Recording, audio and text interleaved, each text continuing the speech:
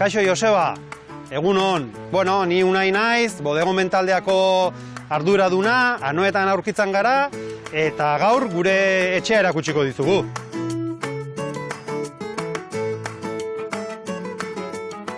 Bodegon taldea orain dela 32 urte sortu zen, gure gurasoen proiektu bat izan zen.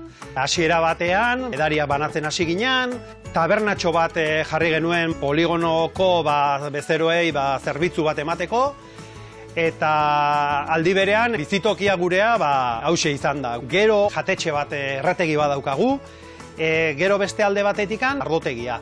Eta ardotegi honetan egiten duguna da ardoa saldu, bertako produktuak, eta era berean gure produktuak ematen ditugu etxeetara, beste taberna batzuetara, elkarteetara, eta pixkanaka, ni nire ardoekin, nire gauzekin espezializatzen hasi naiz, eta nire anaiak jatetxeko bide hori hartu du, baina bion artean izartzen den jendeari atenditzen diogu bakoitza bere lanarekin.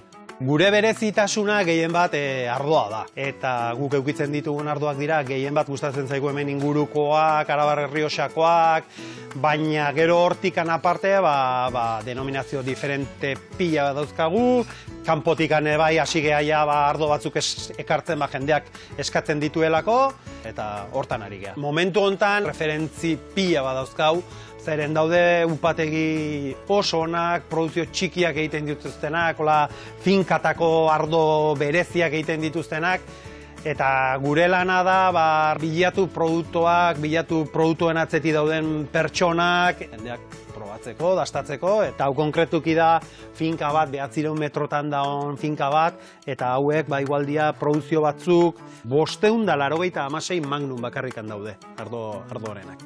Gero igual jutezea beste bodega batea, eta igual iteizkizu 5 milioi boteia. Egia esan, azkenengo urteetan, oparitzeko merkatu handia dago. Zeren momentu honetan, ardoa oparitzea bere xarma du, eta etxe guztietan ardo botila bat, edo hautako formato berezitako magnum bat, edo ondo hartzen den gauz bada. Hemen daukagu Bodegon taldea eta Juantxo gure burdingilearen artean diseinatutako gauz berezi bat. Honek balio digu 3-5 litroko formato handien ardoak errez zerbitzatzeko sistema bat.